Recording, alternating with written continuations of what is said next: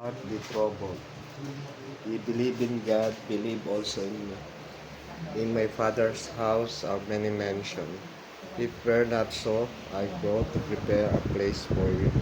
And if I go to prepare a place for you, I will come again and receive you unto myself, that where I am, there ye may be also. Amen. Ayun, pangako ano. So kung gusto niyo yung Tagalog, Tagalogin niyo. Kung English, English din. So ngayon, magpapatuloy pa tayo ng ating pag-aaral. Nasaan doon yung isa kong... Okay, ang tanong ko, pinag-aralan natin yung mga signs ng pagdating ni Lord. O, Auntie Joy, kahapon, nag-ano tayo. Ano yung mga signs? Ha? Sige, magbigay kayo ng signs. Alam niyo yung dalawa, magbigay kayo ng signs na alam niyo para dadating na si Lord. Yeah. Isa, gera. Jason, damihan mo. Paggutom. Tagutom. Joy. Earthquake. Lindol. Lindol. O, Ate Giselle. Ano, yung mga tao anong nangyari? Maibigin sa sarili kaysa maibigin sa Diyos. Uncle Rams. Ang mga burol at ang mga kabundukan ay magiging kapatagan. Magbibit. Ano pa yun? Sa pagdating na ni Lord yun talaga. Pero sa ngayon, na hindi pa na, Ay, di ang- magdidilim ang Langit, ang araw. araw at bituin. Maglalaglag ang mga bituin. Magkakaroon ng kaguluhan. Yung mga politiko. Pupula ang tubig, magiging dugo na tayo. Hindi pa yun. Yun yung last mismo na talaga na nandyan na si Lord. Last. Pero ano yung pinag-aralan natin, pinakahuli talagang signs na dadating na si Lord. Kahapon, ni-review din natin. Nasaan ba yun? Yung aking... And this gospel of the kingdom shall be preached unto all the world for a witness unto all nations, then shall the end come. Pag naipabalita na sa buong mundo, ang pabalita ng pagdating ni Lord ng Ebanghelyo, dadating na ang Panginoon. May nakakaalam ba kung kailan dadating si Lord? Wala. Ha? Paano niyo nalaman? Ano sabi ng Bible? Ha? Tingnan natin yung teksto.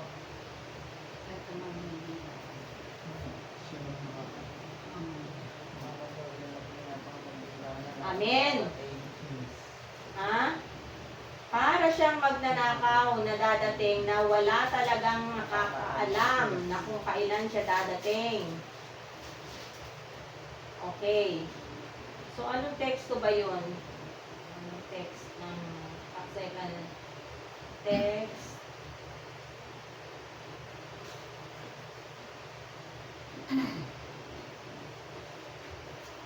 Wala yung kinuha ko doon, Joy. Nadala-dala ko kahapon. Matthew 24. Matthew 24:35. Sige, buksan nyo ang Matthew 24:35. Para 24:35. Ayan, 35. Okay, nakita nyo na? Babasahin ko. Matthew 24:35. Ang langit at ang lupa ay lilipas, ngunit ang aking mga salita ay hindi lilipas. Subalit, 36, tungkol sa araw at oras na iyon ay walang nakakaalam. Kahit ang mga anghel sa langit, kahit ang anak, hindi ang ama lamang. Okay, alam niyo ba kung kailan dadating si Lord? Hindi. Walang nakakaalam. Pero sinabi ni Lord ang mga palatandaan, kaya alam na natin. No? Alam na natin ang mga yon. So, tingnan mo nga dyan yung blue ko na dala-dala na pamphlet na naman. Yung guide na blue. Tingnan natin ano pa ang sinasabi ng Panginoon sa kanyang pagdadating. Meron kayang mga tao hindi makakapasok sa langit? Ha? Meron kaya? Sino kaya yung masasama na yun?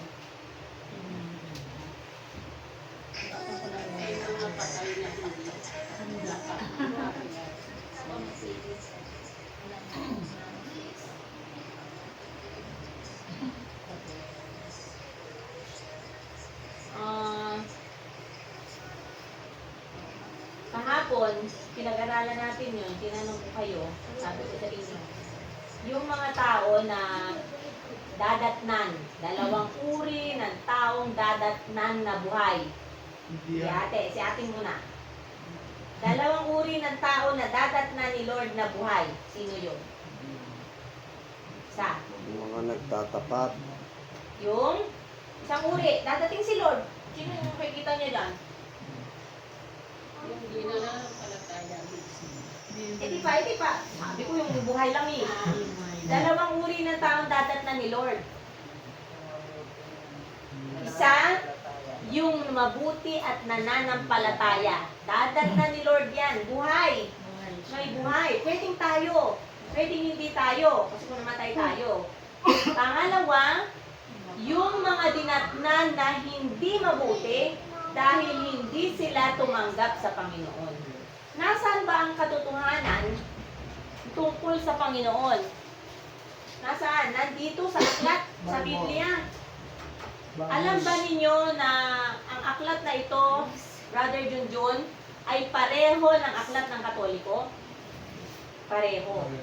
Kaya nga, meron kami kasamahan sa bahay ni Ate Vilma na siya ay dating Katoliko. Buong pamilya nila ay Katoliko. Siya ay nag-a-assist pa sa pare doon eh. Hanggang isang araw, may narinig niya na may nagsasabing ang araw ng Sabado ay ang araw ng Sabat na pangili ng Panginoon. Parang sinilip lang niya, tinignan lang niya. Sabi niya, tama pala. Yung sinasabi ng mga tao na yun, tama pala. Alalahanin mong araw ng Sabat upang ipangilin. Alam mo, nang dahil doon, umiwan siya sa Katolik. Nag-aral pa siya ng todo, pinag-aralan niya ng todo at naging layman siya. Yun na nga lang, nahihirapan siya magsalita kasi doon siya layman sa Bisaya. Dito sa atin, marami siyang alam na teksto pero parang hirap siyang magsalita. Oo. Pero, napatunayan niya na ang aklat pala ng Biblia natin ay kakareho pala ng Biblia ng Katoliko. Eh sabi niya, bakit ganun? Pareho pala ito eh. Vulgate version? Pero bakit di natin alam yan? Kasi hindi sila pinababasa. Mula nun, umalis siya doon at naging Seventh Adventist siya. Ilan taon na kaya siya ngayon? Ano? Pero marami siyang alam. Kasi sinanong ko pa nga siya, kuya, tingin mo, ikaw ba, nandito ka Seventh Adventist, gusto pang umalis? Lilipat, ay hindi na. Nandito na talaga yung totoo. So, ibig lang nating sabihin, nasa atin yung katotohanan kasi binabasa natin ito. Paano pa na tayo, na nakakaalam nito, kawawa naman yung ibang tao kung hindi natin i-share. Dahil malapit na nga dumating ang Panginoon. Oh, so, anong gagawin natin? Kailangan talaga tayong mag-share. O, ano pa ang mga sinasabi natin dati na sa signs na dadating na si Lord? Ano yung pinakahuling sign na dadating na si Lord? Sinabi ko rin kahapon. Ramsey. Oo, mula sila nga kanluran, may kikidlat na gano'n kasi ang tingin ng tao sa pagdating ni Lord ay ano, May baba pang nakakatakot eh. matilim na matatakot sila kung ano yun. Na. Takot sila kasi kikidlat, kukulog, ang tingin nila ay kakatakot yung pagdating ni Lord kasi hindi sila handa. Pero yung handa, anong nakita nila? Masaya. Naku, merong maliit na liwanag na ganyan, ang palaki ng palaki, hanggang malaki na, nakaupo pala doon yung hari na si Jesus Christ, nakaupo. May kasamang thousands and thousands of angels, hindi nila makikita yon. Ang kita nila kaliwanagan, kidlat, kulog, gumagalaw ang lupa, takot na sila. Magpapakamatay sila sa ilalim ng lupa. Samantalang tayo, ano sasabihin natin? Yung handa. Welcome. Sabi niya, narito ang aming Panginoon, amin siyang hinihintay. Ano yung hinihintay? Hindi naman natin kita yung kidlat, yung kulog. Kasi ang tingin natin ay masaya. Tapos, sabi pa ng tao, yung mga namatay daw ay magigising. Bakit sila magigising? Bakit magigising? Dahil sa ingay ng trumpeta. So, yung trumpeta ng Panginoong ang anghel na dala-dala niya ay tutunog. Pati ang patay ay mabubuhay. Okay, so nandun na yun. So, alam na natin kung paano siya magdadating, ano? Okay. Tingnan nga natin kung ang sanlibutan kaya ay mahihikayat. Tingnan nga natin anong teksto yun. Mahihikayat kaya ang buong sanlibutan? Tingnan natin. Ang text. Merong mga tao kasing mababait naman, hindi naman masama, pero mahihikayat kaya sila? Maliwanag na ang lahat ng uri ng kasamaan ay sumasagana.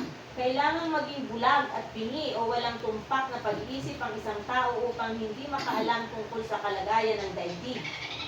Hindi na tayo bingi. Naririnig natin kung ano nangyayari. Nag-aaway sila sa bansa-bansa. Yung sabi ng ate ko kanina tungkol kay Trump, presidente nila doon, para magtatakbo na naman, tapos ang gulo-gulo daw ng Pilipinas, sa panahon daw ng 2025, ganyan, may magkakaguluhan ng mangyayari. Naku, sabi ko 24 na yun, next year na yun, ano na kaya yun? Yung mga sinasabi ng mga tao, kasi nga yun ang mga naririnig nila, pwedeng mangyari, kasi tao ang gumagawa ng kaguluhan na yun eh. Diba nung nagulo nga tayo na dahil sa COVID, walang nakaalam, overnight, nagkagulo tayo. Takot na takot tayo, tapos hindi pa pala yun. Kasi nawala pa eh. Yun talagang magpapatuloy, hindi na maaalis hanggang dumating si Lord. So, ang sabi ng Panginoon, "And this gospel of the kingdom shall be preached into all the world for a witness unto all nations. Then shall the end come." Pag lahat ng tao na warning na dadating na siya. Okay? So ngayon, ang sanlibutan ay mabilis na nagiging katulad ng mga umiiral na kalagayan noong panahon na ni Noe bago magunaw. Ano ang mga kalagayang umiiral noong kapanahon na ni Noe? Tingnan nga natin, Genesis 6, 5 and 11. Kaunahang teksto ito. Sige, Genesis 6, 5 and 11. Ano nga ang nangyari sa panahon na yon? Simula pa lang ito ng mundo, ha? Simula pa lang. 6, 5 and 11. Sige, sino nakakita? Pass. Genesis 6. 6, 5, 11. Nakita ng Panginoon na napakasama na ng tao sa lupa at ang bawat hapa ng mga pag-iisip ng kanyang puso ay palagi na lamang masama. Diba? Ngayon, 11. At naging masama ang daigdig sa harapan ng Diyos at ang lupa ay napupuno ng karahasan. Yan. Ngayon, noon yan nagsisimula pa lang ng mundo noon, marahas na. Punta naman tayo ulit sa panahon na talaga ngayon. Ano na kaya ang mangyayari sa ngayong kalupusan na to? Tingnan natin. Bubuti pa kaya? Bubuti pa kaya ang mundong ito? Hindi na. Tingnan natin. Biblia ang pasagutin natin, 2 Timothy, sa dulo. 2 Timothy 3:13. Nancy, nakita mo? Joy, ikaw, 2 Timothy 3:13. Si Joy. Sino nakahanap? O Joy. 2 Timothy, sino nakakita? Thessalonica pa rin ba yun? Hindi, Timoteo. 2 Timothy, ano? 2 Timothy 3:13. Bubuti pa ba ang mga tao o sasama na sa panahon? 2 Timothy. Datapwat Oh, ang masasamang tao at ang mga nga, mandadaya mandaraya. ay lalong sasama Aha. at sasama Sila'y, na ano sa Daya. mata mo? Wala kang salamin. Sila'y mandaraya na at mandaraya. 2 Timothy. daya ng daya. Okay. So, ganito. Nakita niyo yung Timothy? Mahirap Tingnan niyo si Sister Paz. Nilagyan niya ng ganyan yung kanya. Kasi matatagalan talaga. Meron ding dyan Kaya di ba ang sabi ko sa inyo, 3:11. memorizing nyo, Matthew, Mark, Luke, John, Acts, Romans, 1st and 2nd Corinthians, 1st and 2nd Thessalonians, 1st and 2nd Timothy, Titus, Philemon, Hebrews, James, John, 1st and 2nd, 3rd John, Jude, Revelation. Pag memorize natin yun, nakakita tayo ng isang teksto, alam natin ang kasunod. Sa ulo ko lang yung maiksing. So next time, sister, assignment nyo, yung Bible nyo, lagyan nyo din ng marka. O, Sister Paz, basahin mo. Second, nabasa na ni Ramsey, ulitin mo lang. 2 Timothy 3:13.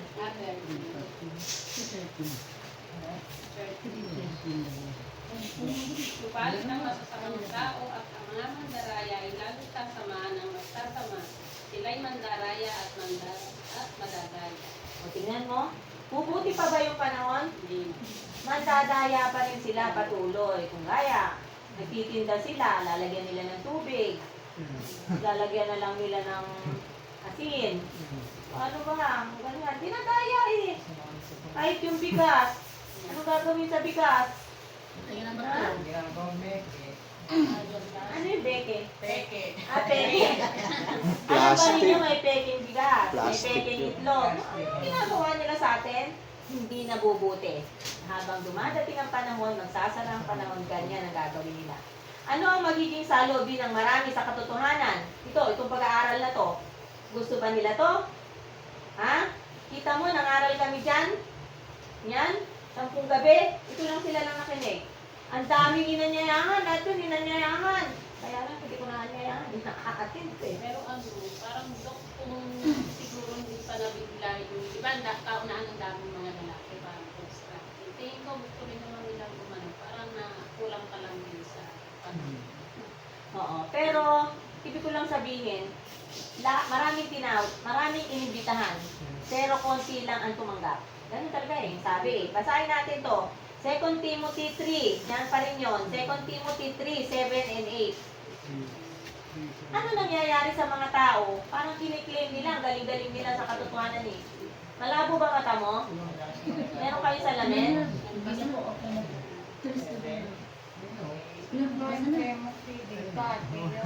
Ha? So, kaya nga. 7 and 8. 2 Timothy 3, 7 and 8.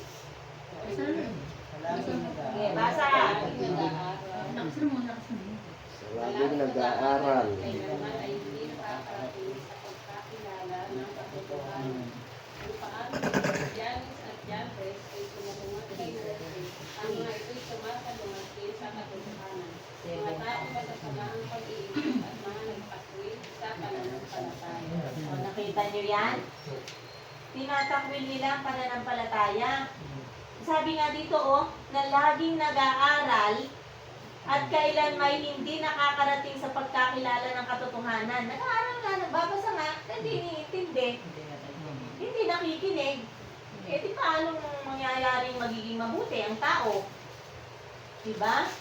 Kung paano sina Janes at si Jambres ay sumalungat kay Moises noon, ang mga ito ay sumasalungot din sa katotohanan, ang mga taong masasama ang pag-iisip at mga nagtakwil sa pananampalataya.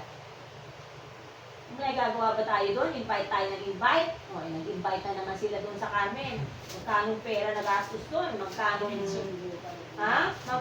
efforts? 5,000 yung sa bahay. 5,000. Naghatid na naman si Marlon doon. Ibig sabihin lang, pero pira-piraso lang.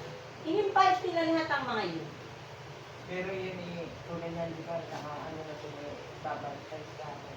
Baka magbago pa rin ang isip ng mga ito. Ayun na nga. So, ibig lang sabihin, Siguro doon na. sa panahon ngayon, mas merong mag-invite ka dito, sasabihin, mag-invite ka ng tayo pag-aaral, sabihin, ano bang mapapakinabang namin dyan? Kung kikitaan ba yan? May pera pa dyan. May pera ba yan? Yung Ang tanong nila gano'n eh. Pag nag-invite ka, sabihin, ano yan? Pagkikitaan ba yan? May pera ba dyan? Hindi sila pupunta talaga dito. Kaya nga, ang sinasabi ko palagi sa inyo, napaka-fortunate ninyo, kayo ay binuhusan ng Espiritu para magpatuloy tayo ng pag-aaral. Hindi natin alam, yung kabilang care group, wala tayong alam kung nasan sila. Si Genesis 35, leader yan eh. Hindi ko alam kung saan sila nagigit. Si Nanay Lilian, leader din yan. Hindi ko alam kung saan din sila. Pero ang utos sa atin, patuloy ang care group mag-aral ng 9 na buwan. At pagka 9 na buwan, mag-share na tayo sa iba. Malapit na. Mag-share na, titingnan natin kung paano mag-invite si Jason ng isa dito. Okay, patuloy tayo. Ito ha, basahin ninyo. 4. Timothy kayo 3 kanina. Ngayon ay 4. 2 Timothy 4, 3 and 4. O ate, basa. Pagkat darating ang panahon na hindi nila mapitiis ang wastong aral, kundi sa pagkakaroon nila ng makapating tainga, ay mag-iipon sila para sa kanilang sarili ng mga gurong ang kanilang sariling pagnanasa. Ba't dito iba? At tatalikod sa pakikinig ng katotohanan ng kanilang mga tainga at babaling sa mga katnang-isip. So, imbis na yung itong nasa Bible lang babasahin, yung sinabi-sabi-sabi na lang ang paniniwalaan. Kaya kung kayo maniniwala doon, hindi na ako magtuturo sa inyo. Ako basta ang ituturo ko, yung nakasulat dito. Eh kung ibabaling nyo pa yung tainga nyo doon, may nagsabi sa amin, ganito daw eh. Hindi ba mahirap yun? Kung nandito sa Biblia ang sinasabi, itong paniniwalaan natin. Kasi yung mga katnang-isip ng tao yun. So, sapagkat darating ang panahon na hindi nila matitiis ang wastong pag-aaral. Napapagod sila sa kaaral. So, paano ipinakilala ni Jesus na hindi na magkakaroon ng panahon na ang sanlibutan ay mahihikayat pa siya bago siya muling pumarito? Sinabi pala ni Lord yun na hindi pala sila mahihikayat? Sige, tingnan natin. Puntahan muna ninyo yung Matthew 24:30. Mateo 24:30. Mateo 24:30. At Jessel, nakita mo? At kung makagayoy, lilitaw ang Oh. handa ng anak ng tao sa langit. Oh. At kung makagayoy, magsisikanhoy ang lahat ng mga angkan sa lupa at makikita nila ang anak ng tao. Na dumarating At itong sumasa ulap. sa mga alapaang ng langit na may panghalihan at nakilang malulunod. Okay, eto ha, dumadating na si Lord, makikita natin. Tayo ba magtataka doon? Hindi tayo magtataka kasi hinihintay natin eh. Eh sila, wala silang kaalam-alam. Ay, ano ba yun? Ano ba yun? Ano ba yung maliwanag na yun, di ba? Ha? O ngayon, tingnan natin. Apokalipsis, Revelation, yun sa kaduluhan. Revelation, Apokalipsis 6:14. Ano ang mangyayari sa mga tao? 6:14. Sa kaduluhan, yung huling, number 6. Chapter 6. Tapos 14. 6:14. Oo. Malaking 6. O, sige. Ang Yun. langit Ay, ay nahawi na gaya ng isang balunggon na nilululong.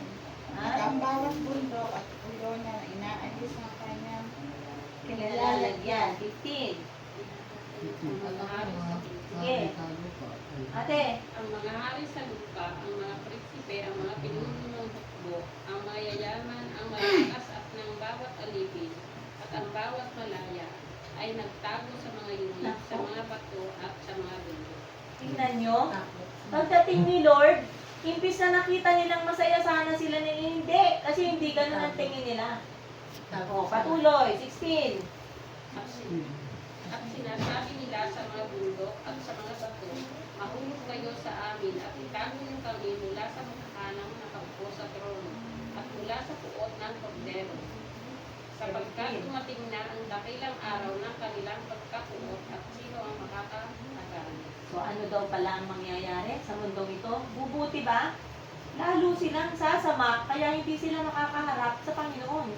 Sa takot nila, tabunan mo kami mga bundok, tabunan mo kami kasi hindi ko nakita saan sila sumukso.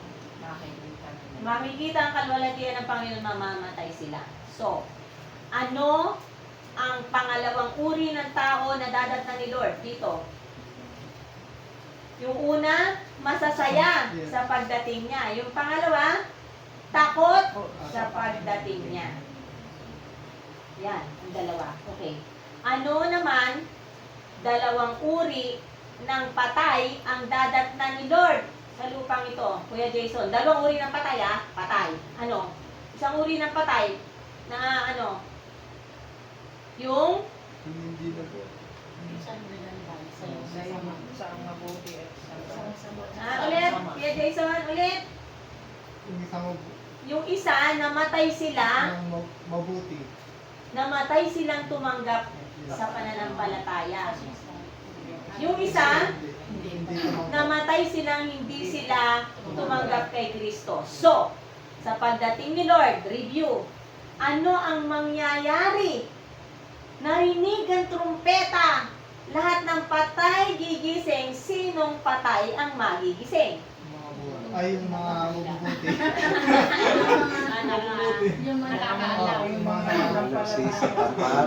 Liwanagin ko yan, ha? Ang makakarinig ng trumpeta na una, yung mga namatay kay Kristo. Dahil patay ka, pero hindi ka tumanggap kay Kristo bago ka namatay, hindi ka gigisingin. Na. So tayo, walang problema. Kung tayo man ay mamatay, huwag tayong matangot kasi tayo ang unang gigisingin. Okay, pagkatapos tayo ginising, Jason, patay pala ako, namatay ako. Pagdating ni Lord, narinig ko yung trumpeta. Ibig sabihin, pag narinig ko yun, okay, ligtas ako. Unang ano yun eh. Yes. Unang pagkabuhay yun eh. O tapos, ano gagawin sa atin, Jason? Aagawin tayo sa alapaap. Lahat. Pati yung namatay mga bata, sabi ko, ibibigay to, namatay ng walang kasalanan to eh. Naligtas yung nanay, kukunin yung bata, ibibigay sa kanya. Eh, hindi ka naligtas, yung bata doon, hindi nabubuhayin yun. So, hindi nabubuhayin yun, kasi wala siyang nanay na pagbibigyan. Pero, yung mga hindi sumampalataya bago sila namatay, tandaan natin yan, kaya mahalaga, dapat sinabihan ni Kuya Mario yung tatay niya. Bago namatay, dapat nakatanggap sa Panginoon. Kaya napakahalaga na pag nakarinig ka ng katotohanan, binabautismohan agad eh. Kasi baka mamatay ka kaagad, di ka pa nakatanggap sa Panginoon. Kaya si Jason, gusto ko na mabinyagan to eh. Mababalo naman siya. Kaya gusto ko siyang makarinig. Gusto ko siyang makaano agad, mabautismohan agad. Kaya lang, merong mga tinawag ang buhay natin. diba, oh? Oh. Eh, bukas, kaso meron silang mga ano eh, kailangan pa nila na, ano yung kulang nyo? Sino nga? Kala ko ba yung apply ni ate? Anak niya, nag-call na ako ng online, pero wala pa naman. Dadating na, nagbayad ka na. Wala pa. Ate Vilma na lang, baka mamaya pa pa sa online. Diba sinasabi niya sa Kaya gustong gusto ko na pag gagawin ni Satanas ang lahat eh, agawin niya yung malapit ng pupunta sa kanya, agawin niya pa yun eh. Kaya nga after 10 days, ito magsasabi pa siya sa pagbalik na, sa sunod na, sabi na, natatakot ako, baka magbago na total yung isip niya at di na siya tumanggap. Awawa! Eh ngayon tumanggap na siya, nasa Panginoon na, ang Panginoon huhukom sa kanya, hindi ako. Kung magtatapat ba siya, hindi na ako, basta tinanggap niya ang Panginoon. Kaya, yung mga patay na hindi tumanggap sa Panginoon, nananatili sila dyan. So, tingnan natin, hindi natin hinuhukuman. Basta ang sabi ng Biblia, ang unang gigisingin, yung mga tumanggap sa Kanya. O paano yung hindi tumanggap? Nasaan sila ngayon? Hindi sila bubuhayin. Gaano tayo katagal?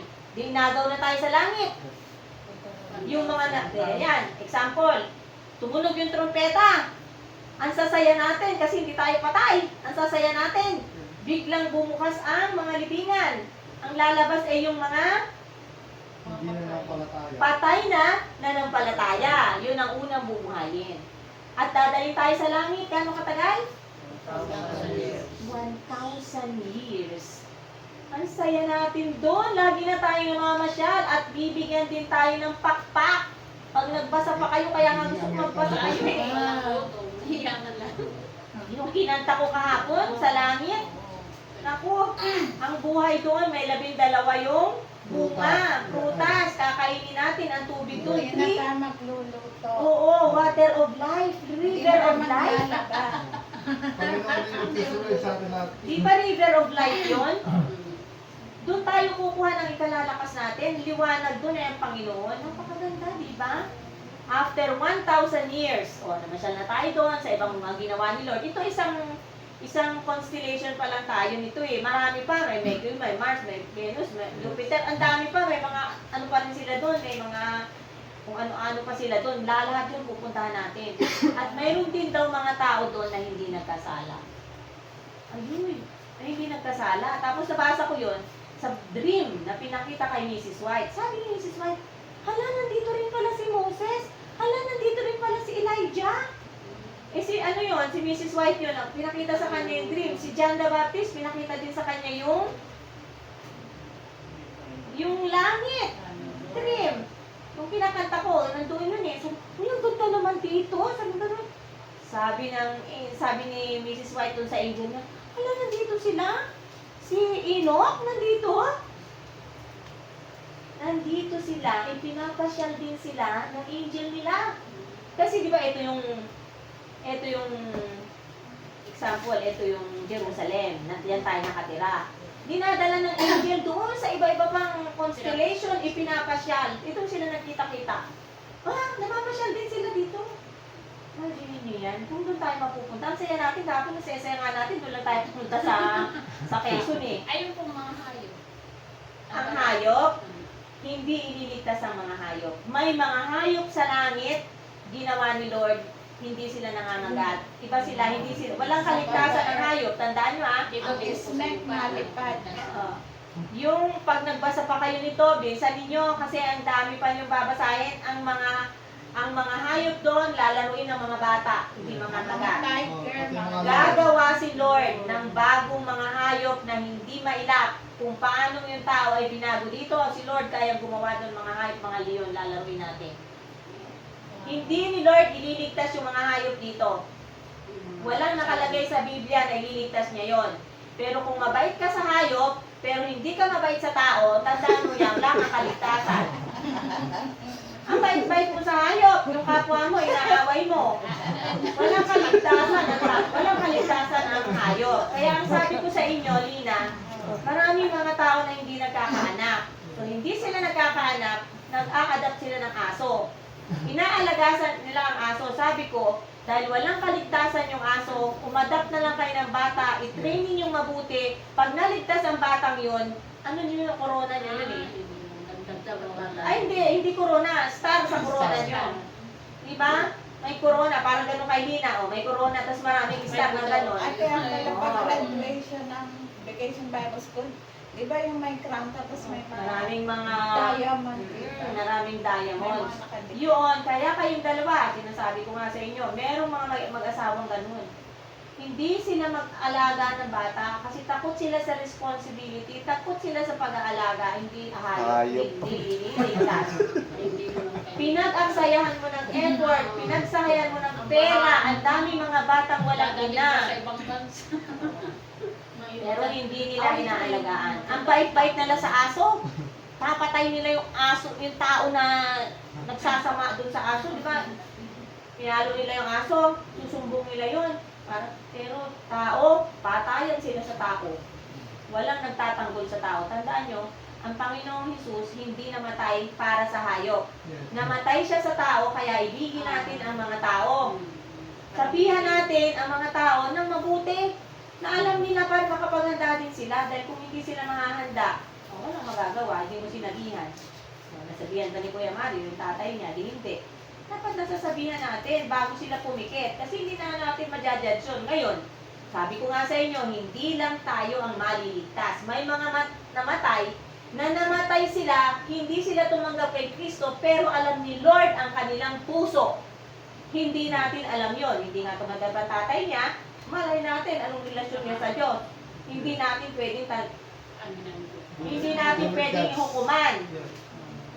Pero, kung sakali may isang taong talaga namang hindi niya alam ang katotohanan, wala siyang kaalam-alam, na sana, napabuti pa niya yung buhay niya kung nalaman niya yung katotohanan. Nakakapamili siya ng araw ng Sabat, nagagawa niya yung 10 utos, dahil mahal niya ang Panginoon, mas lalo maraming maliligtas. Pero ang reason nga, ayaw ng tao. Ayaw ng taong mangaral, ayaw mag-share. Kasi sayang yung magagawin siya ngayon. Ganyan, laging busy. Kaya tandaan natin, at least isang beses, isang linggo, meron kayo nakakasharean. Yung mga tinuro ko dito sa inyo, ituturo nyo na. May Bible naman kayo eh. Meron kayong guide. Yung guide na yun, nagamitin yung guide nyo yun. Nandoon yun. Yung pagpaparito ni Cristo, nandoon yun. Nakasulat, nasagutan yung pangalan. So, yun ang ibig kong sabihin, na pagdating ni Lord, 2 taong dadatnan niyang patay. Isang matuwid, namatay, tumanggap kay Kristo bago siya ay namatay, maririnig niya ang trumpeta. Pero, yung patay na yon, hindi siya naging matuwid, hindi siya tumanggap sa Panginoon. Kumbaga, baka inaakit pa nga yun eh. Inaakit, tapos hindi maakit-akit, ayaw pumunta, lalo yun, ang paparusahan. Inaakit na eh, tuturuan na eh. Oh. Ayaw pumunta. Ang muso. Ito siguro Rams, ewan ko. Wala, Daddy. Wala daw. Wala dyan? Wala. Okay. Okay. So, ayun. Kasunod. So, yung patay na yon, hindi na bubuhayin. Kailan sila bubuhayin? Pagbababa na yung New Jerusalem. Ayan na, oh. Kunyari, ito. Nandiyan na. Kung gaano kalaki yan, nandun yung mga lahat ng naligtas. Ibababa na dito. Biglang gigisingin ni Lord ang lahat ng patay dito. Gigisingin. Gisingan na sila. Ay, makita nyo na, nagliliwanag yung building. Ay, yung basahin nyo sa Revelation.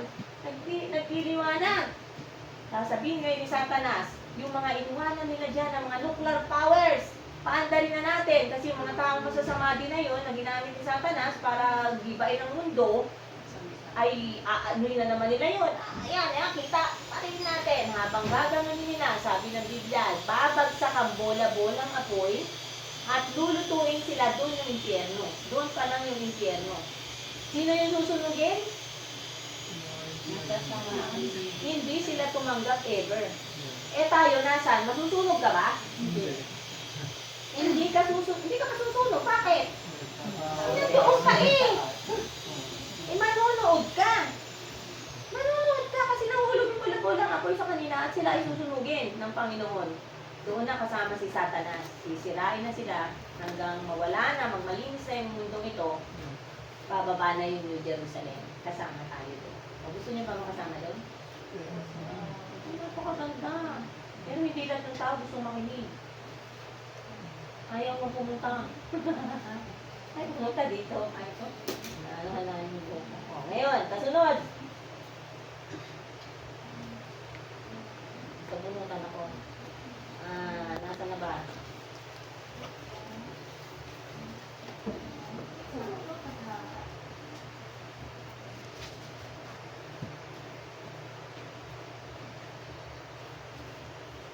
Gaano katiyak?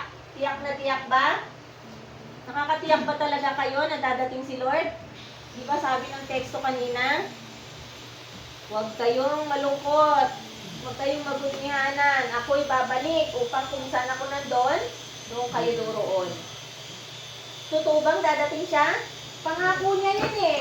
Ano ba yung mga pangako noon na mangyayari? Sabi, may dadating na Kristo, ipanganganak. Nangyari ba? Nangyari na eh. Paano kung dumating na siya? Tapos hindi tayo naniwala? Hindi tayo kasali. Hindi kawawa, sigurado ang pagbabalik ni Kristo. Okay? Ang kasunod na tanong ay, so hindi mahihikayat ang lahat lalo pang gugulo. Lalo pa mag-aaway. Oh. So, ano pa? Ang matuwid ba at ang liko ay kapwa makakakita kay Kristo sa kanyang pagdating? Okay. Dalawang uri ng tao. Kunyari, ako salbahe, ikaw mabuti. Dumating si Kristo. Ito, tingnan natin ha. Apokalipsis 1:7.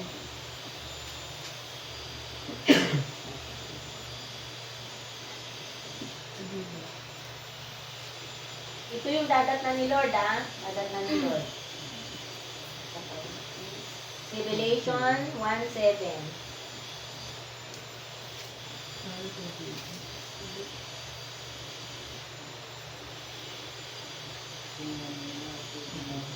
Mhm. Na? Nasa mga ulap. At Nakikita siya ng bawat mata ng mga umulo sa kanya. At ang lahat ng mga lipi sa lupa ay tatangis dahil sa kanya. Sino kaya yung tatangis? Sino yung iiyak? Yung hindi ligtas. Eh, sino yung nagsabing umulos? Umulos. Tumusok dito. Ibig sabihin, di ba sabi natin kanina, ang gigisingin lang yung mga banal? Eh, kailan ba nila inulos? Napakatagal na. Sila pala ay gigisingin. Yun ang tinatawag na special resurrection. Makikita, ay, ayan na si Lord. Naku, totoo pa nung dadating siya. Kaya gigisingin siya na. Sila yung tumuslok dito para mapatay. Yung mga sundalong Romano, kung ilan man sila, di ko alam. Gigisingin sila para makita nila ang pagdating ni Lord. Tapos mamamatay ulit sila sa kalwalatian ng Panginoon. Ang pangit, ano? Kawawa naman. So, hindi dadating. O, conclusion. Si Jesus ay tumingin sa inaharap na buong daan taon at nalaman na ang iba ay magdadaya tungkol sa paano siya dadating sa mundong ito. Sasabihin, ay, naririnig ng mga iba, nandun si Lord. Pag konti lang ang nakakita, okay, maniniwala dahil lahat ay makakakita sa Kanya. Ha? Okay. Alam ba ninyo kung bakit kailangan dumating si Kristo? Lahat ng naghanda ay kukunin. Okay?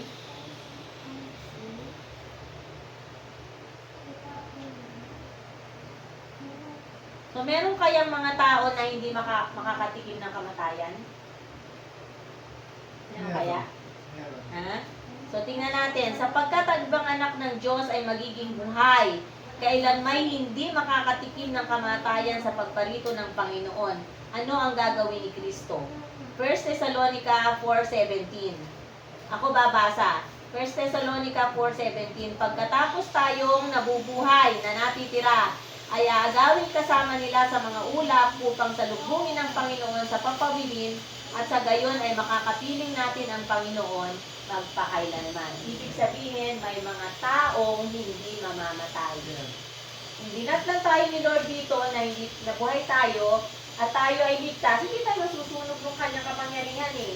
So, dadalahin na tayo sa langit. Yung mga buhay na kasama natin dito na hindi naman handa, ay matatakot sa mga kidlat.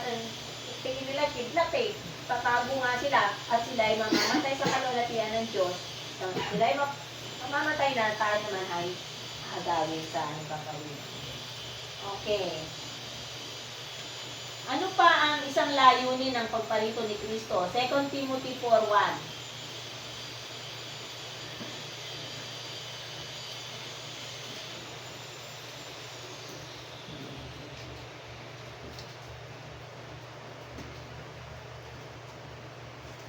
Second Timothy 4:1. Hindi nga kita.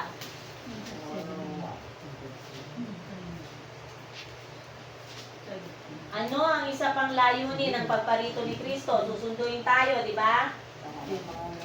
Nakita mo, sister? 2 Timothy 4:1. Ate,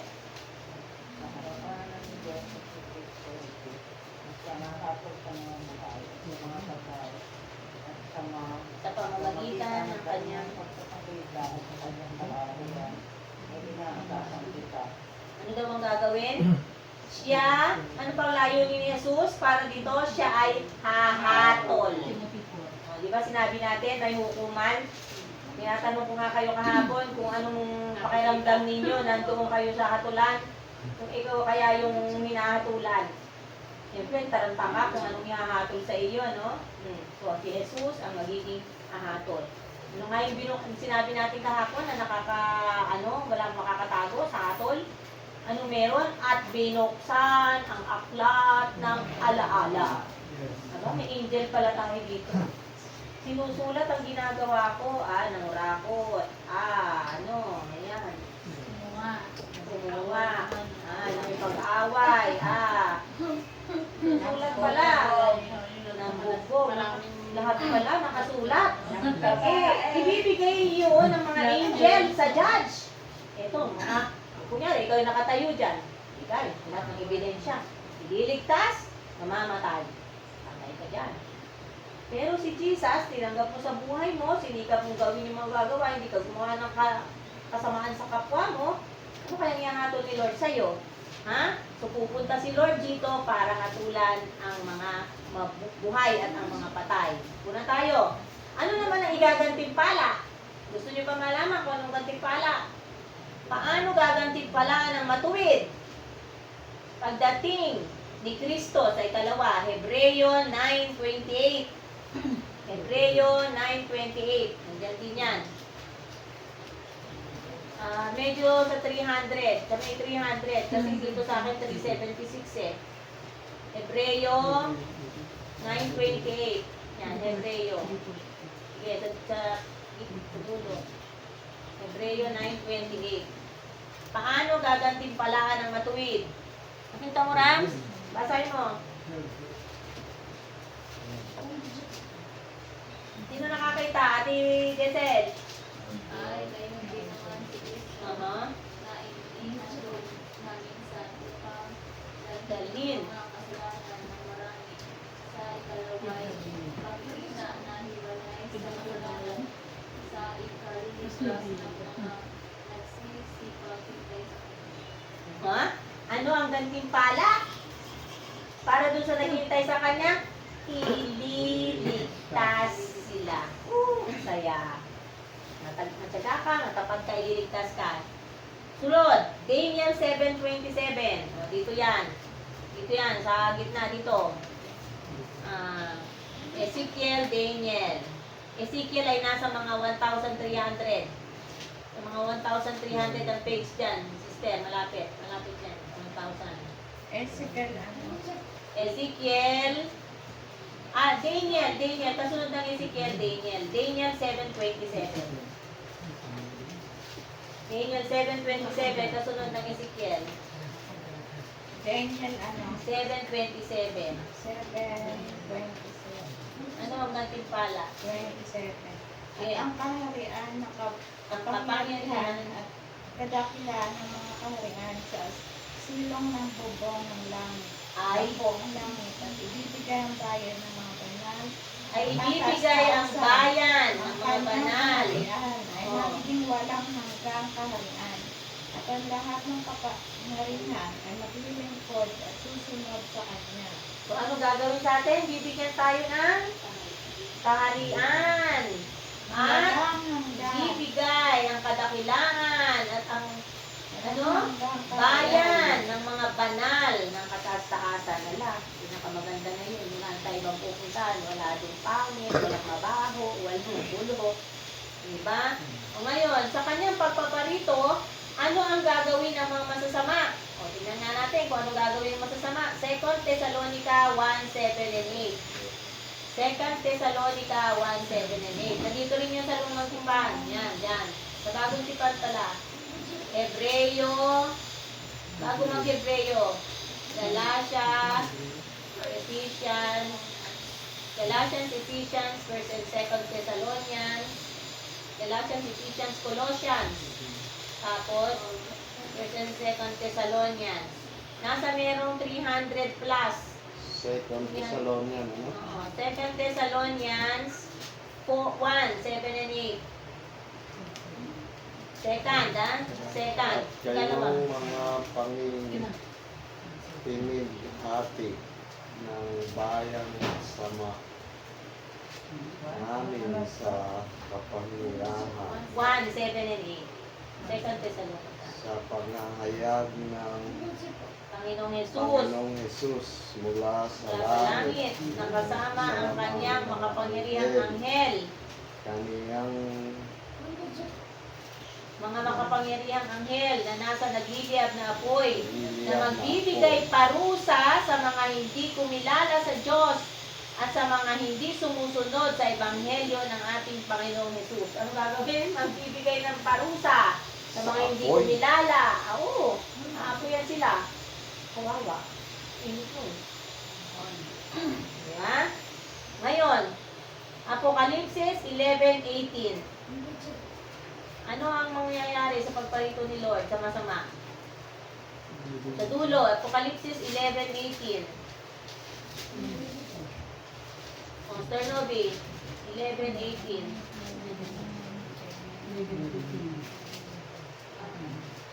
Nagalit ang Ayun, si bansa. Ate Novi. 11.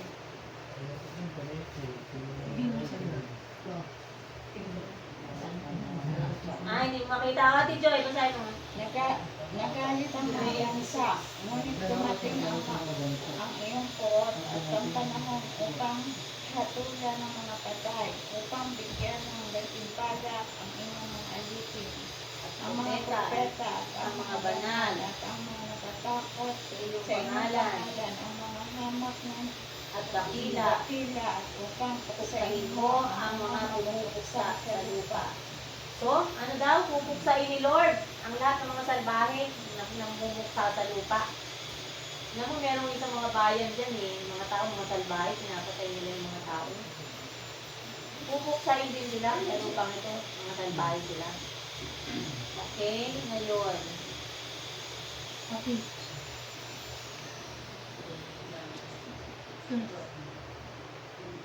Ano ang tungkulin ni Kristo kung siya ay magbalik na? Tingnan natin ang teksto ng Apokalipsis 19. Hanapin niyo muna ang Apokalipsis 19.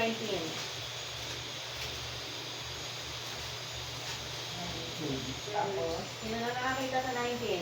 Ate, ikaw ang 19.1. Teka lang, 19.1 ka, 19.2 ka, 19.3 si Auntie Joy, 19.4 si Giselle, 19.5 si, ano?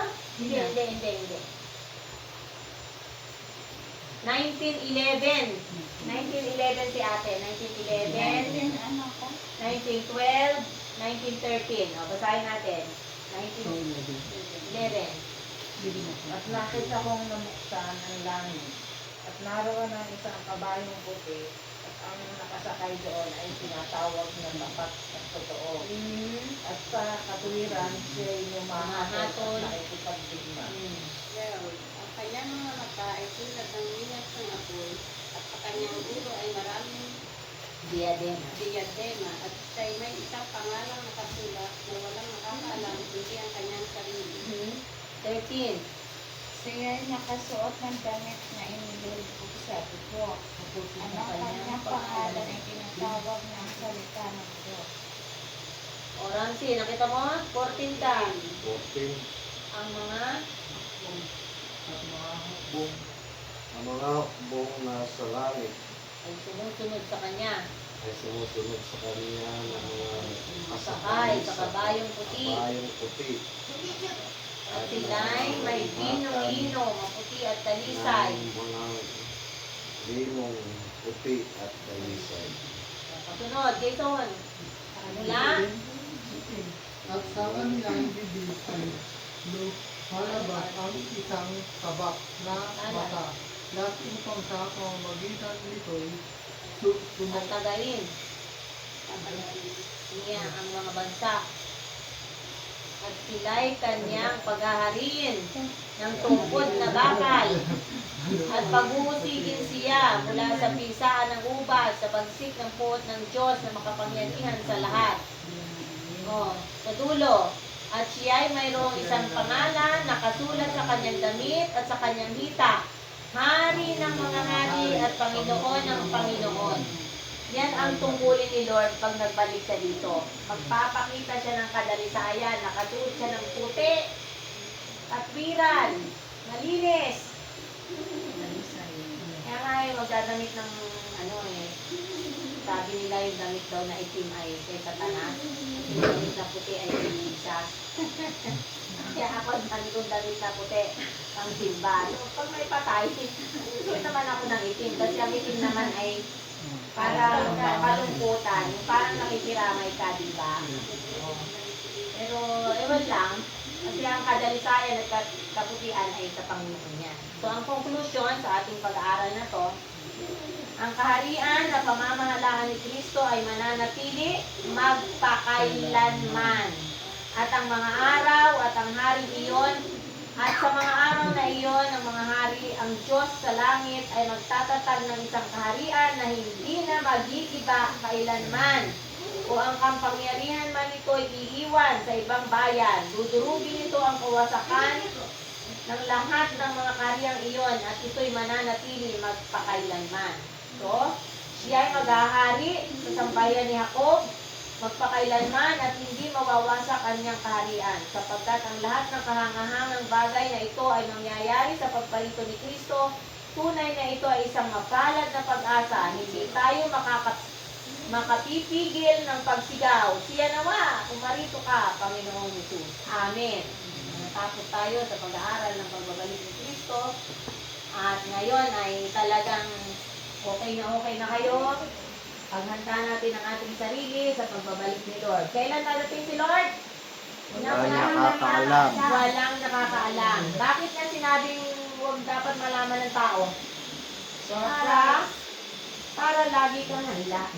Hindi yung nadat ng ka, hindi ka handa. Ba, hindi ka pa pala nakabihis. Wala ka pa palang may requirements. So, si doktora, di nakapunta ng Korea kasi hindi handa, walang visa.